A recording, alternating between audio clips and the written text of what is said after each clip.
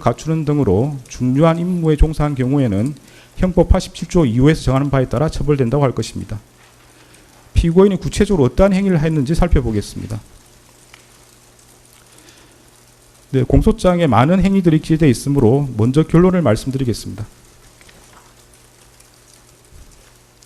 중요 임무 종사로 인정되는 행위는 국무회의 심의라는 외관 형성 관련 행위, 헌법과 법률에 의하여 피고인에게 인정되는 자기 의무 위반 관련 부작위, 국무위원 부서 외관 형성 관련 행위, 주요기관 봉쇄 계획 및 특정 언론사 단전 단수 조치 관련 지시 이행 방안 논의입니다. 공소사실 중에 중요 임무 종사로 인정되지 않는 행위는 윤석열로부터 행사에 대신 참석하라는 지시를 받았다는 부분 관련 행위, 비상계엄 선포 후 절차적 요건 구비 시도 관련 행위, 계엄 해제 국무회의 심의 지연 관련 행위입니다. 그러면 중요 임무 종사에 해당하는 행위를 순서대로 보겠습니다. 먼저 국무회의 심의라는 외관 형성 관련 행위에 대해서 살펴보겠습니다. 피고인이 이 사건 비상계엄 선포에 관하여 국무회의 심의라는 절차적 요건을 외형적으로나마 갖추도록 함으로써 윤석열 등이 내란 행위를 함에 있어 중요한 임무에 종사했다고 인정할 수 있습니다. 구체적 이유는 다음과 같습니다. 헌법과 법률 규정에 따르면 대통령이 비상계엄을 선포하기 위해서는 먼저 국무회의 심의를 거쳐야 하고 그 국무회의 심의는 구성원 과반수의 출석으로 이루어집니다. 당시 국무회의 구성원은 총 21명이었으므로 과반수에 해당하는 11명의 의사종족수를 채우기 위해서는 당시 대통령실에 있었던 7명에 더하여 4명이 추가로 필요한 상황이었습니다. 피고인은 윤석열이 대통령 집무실에서 비상계엄 선포의 필요성과 정당성에 대하여 강변하고 피고인 등의 우려 표명에도 불구하고 미리 준비한 대국민 담화문과 포고령, 비상계엄 관련 지시사항 문건 등을 건네주자 윤석열의 비상계엄 선포 의지가 확고하다는 것을 깨달았습니다. 이에 비상계엄 선포를 위해서는 국무회의 심의를 거쳐야 한다는 것을 알고 있었던 피고인은 윤석열에게 국무회의 심의를 건의하였고 윤석열이 국무회의 소집에 유보적인 태도를 보이자 일단 그 의사종족수라도 갖출 것을 제안하여 윤석열이 비상계엄을 선포하기로 계획한 22시 전에 대통령실로 올 수 있다고 예상한 최상목, 송미령, 조규홍, 오영주, 박상우, 안덕근을 추가로 부르기로 결정하였습니다. 윤석열은 이에 따라 이들 국무위원과 평소 대통령 주재 국무회의에 배석하는 대통령 비서실 소속 수석비서관급 이상 직원들을 대통령실로 소집하였습니다. 피고인은 대접기실에서 박성재, 이상민과 논의하여 헌법과 관련 법령을 검토한 결과 비상계엄 선포를 위해서는 국무회의 심의라는 요건을 갖추어야 하고 의결사항이 아닌 심의사항이라는 것을 재차 확인하였습니다.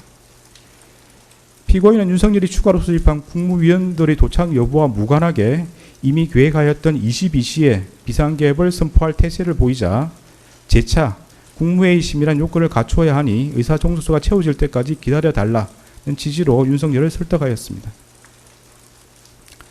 김용현과 이상민은 피고인에게 손가락으로 숫자 4 또는 1을 표시하며 국무회의 의사종족수를 채우기 위해 남은 인원수를 공유하였습니다. 피고인은 농림축산식품부 장관 송미령에게 전화하여 22시 전에 대통령실에 도착할 수 있는지를 확인하였고 송미령이 그 후에 도착한다는 취지로 답하자 빨리 올 것을 수차례 재촉하는 등 국무위원들의 도착 상황을 점검하였습니다. 윤석열은 피고인 등의 헌법 등 법리 검토 결과에 따라 이미 계획한 22시를 넘겨 오영주가 마지막으로 도착함으로써 국무회의 의사종족수가 갖추어진 22시 14분경 이후까지 비상계엄 선포를 연기하였고 의사종족수가 갖추어진 직후 김용현을 통해 국무위원들에게 비상계엄 선포문을 배부한 뒤에 이 사건 비상계엄을 선포하였습니다. 피고인과 변호인은 국무위원들의 뜻을 모아 윤석열이 비상계엄 선포를 만료하기 위하여 국무회의 소집을 건의하였고 비상계엄에 반대하였다고 주장합니다.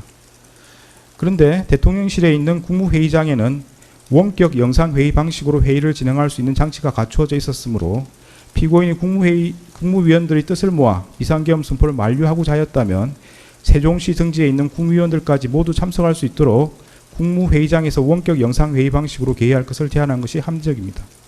그러나 피고인이 원격 영상회의 방식 국무회의를 제한했다고 볼 만한 아무런 자료가 없습니다. 오히려 피고인은 윤석열이 국무회의 의사종족수를 갖출 수 있는 일부 국무위원만을 선별하여 소집하는 데 관여하였고, 윤석열이 그중 한 명인 기획재정부 장관 최상목에게 소집 전화를 하는 것을 지켜보았으며, 피고인 스스로도 그중 한 명인 송미령에게 전화하였습니다.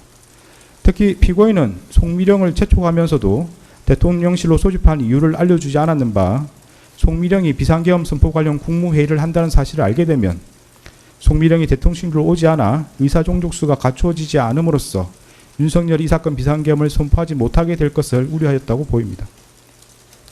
피고인은 윤석열에게 비상계엄 선포에 대한 우려를 표명하였을 뿐 명확히 비상계엄 선포에 반대한다고 말하지 않았고, 추가로 소집한 국무위원들이 대통령실에 도착하였음에도 그들에게 비상계엄 선포에 관한 의견을 말해보라 그나 자신은 비상계엄 선포에 반대한다 그나 윤석열에게 반대 의사를 표시하라는 취지로 말하지 않았습니다.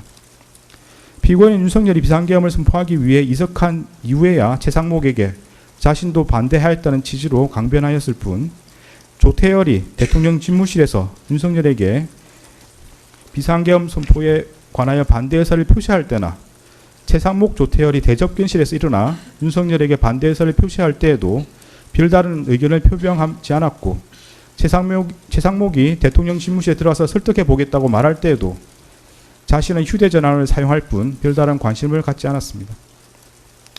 피고인은 국무회의 의사종족수가 채워져 윤석열이 비상계엄을 선포하러 나갈 때에도 윤석열을 만류하지 않았고, 오히려 윤석열에게 국무회의 심의를 마쳤다는 취지로 고개를 끄덕였습니다.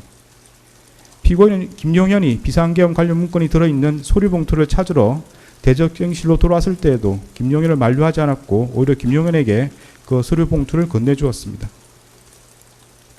그런데 피고인과 국무조정실장 방기선의 진술에 따르면 피고인은 평소 윤석열이 비상계엄 선포 사유로 든 국회의 탄핵소추와 예산삭감, 쟁점법안 단독처리 등이 국정 운영에 어려움을 초래하고 있다는 데 공감해 왔다는 것인 바, 이러한 사정까지 고려하면 당시 피고인이 별다른 반대 의사를 표명하지 않았던 것은 윤석열이 주장하는 이 사건 비상계엄 선포의 필요성과 정당성에 동의하여 그 실행을 지지했기 때문이라고 보입니다.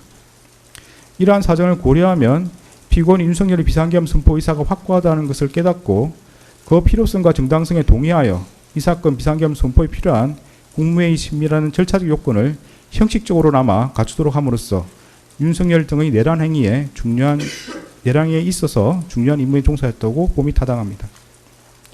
다음으로 헌법과 법률에 의하여 피고인에게 인정되는 자기 의무 위반 관련 부작위에 대해서 살펴보겠습니다. 피고인은 국무회의 부의장으로서 국무회의 구성원들이 전 정부적 차원에서 비상계엄 선포에 대한 자유로운 발언과 토론을 통하여 의견을 교환하거나 조정할 수 있도록 국무회의를 운영하여야 하고, 그 전제로서 모든 국무회의 구성원에게 빠짐없이 소집을 통지하여야 하며, 비상계엄 선포 의안 심의에 필요한 검토 의견 등을 분명히 밝혀 제출하도록 하여야 하고, 국무회의 간사인 행정안전부 의정관을 참석시켜 국무회의록을 작성할 수 있도록 모든 노력을 기울여야 할 자기 의무가 있습니다. 그러나 피고인은 윤석열이 국헌을 문란하게 할 목적으로 일으킨 폭동의 수단으로서 비상계엄을 선포하려고 한다는 사정을 인식하면서 그에 필요한 국무회의 의사종족수를 갖출 수 있을 만큼의 특정 국무위원을 대통령실로 소집하는 데 관여하였습니다. 이러한 경우 피고인은 소집한 국무위원들에게 소집 사유와 국무회의 의안들을 미리 알려주어 그들이 의사종족수에 포함되지 않는 차관을 대리 출석시키는 등으로 국무회의 심의가 이루어지지 못하게 함으로써 이 사건 비상계엄 선포를 저지하였어야 할 자기 의무를 부담한다고 봄이 타당합니다. 피고인은 이러한 의무를